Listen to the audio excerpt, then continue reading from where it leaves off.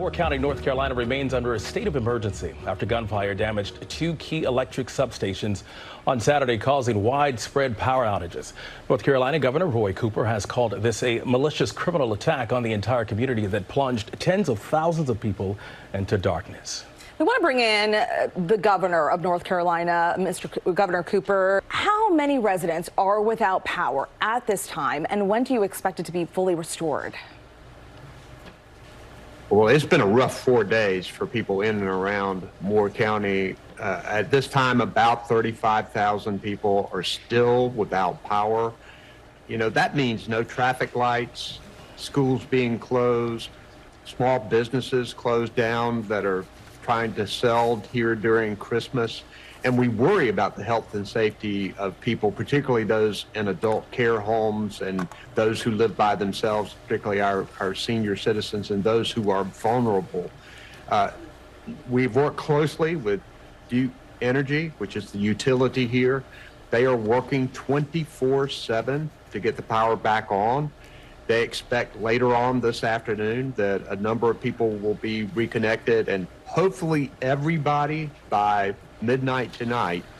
But our priorities right now are the health and safety of people first. Number two, getting the power back on as quickly as possible. And number three, trying to find out who did this and why, make sure that they are brought to justice. We're also looking at future hardening of the grid, learning from what happened here, and trying to make sure that we can protect our critical infrastructure a little better in the future here. Governor Cooper, the general manager of Duke Energy has said that the damage is beyond repair in some areas. What does that mean for residents there? Well, it means that they've had to wait longer for power, and they brought in new equipment. This criminal or criminals knew what they were doing. This was a malicious attack on an entire community, and it plunged tens of thousands of people into darkness. They knew what to do to disable this substation, and what has had to happen is they have had to bring in new equipment to be able to fix this, and still they are going to have some temporary effort here, and at some point they're going to have to disconnect power for a short period of time to put in replacement equipment. But we know that people are very frustrated here, and that's very understandable. But I'll tell you, there's been an amazing community public spirit here, people helping each other, making sure that they check on each other.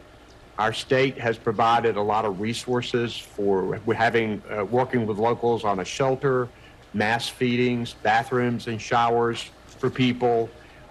It's a time for people to pull together, but we do need to look forward here. We know that our infrastructure is critical. Our electric grid needs to be protected. Already utility companies are working to make sure that they are safer with these types of facilities. But I think we need to do more, and I think people recognize that. We need to make smart investments here in order to keep this from happening again, because this is unacceptable to have so many people affected for this long a period of time. Yeah, you know, a number of agencies are also assisting in this investigation. The FBI, Department of Homeland Security, and other federal agencies there. How much closer are authorities when it comes to finding out who's responsible for this? Well, they're keeping this investigation pretty tight because they want to make sure that they leave no stone unturned. It is a coordinated effort between and among federal, state, local authorities. I've had conversations with the local district attorney, with the U.S. attorney for the Middle District.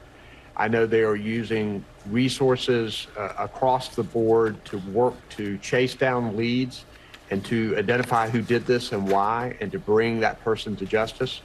But I also want us to learn at the end of this investigation, I'm hoping that they catch the person or persons who did this, but we do need to examine what happened, and we need to take steps to work to prevent this type of sabotage in the future.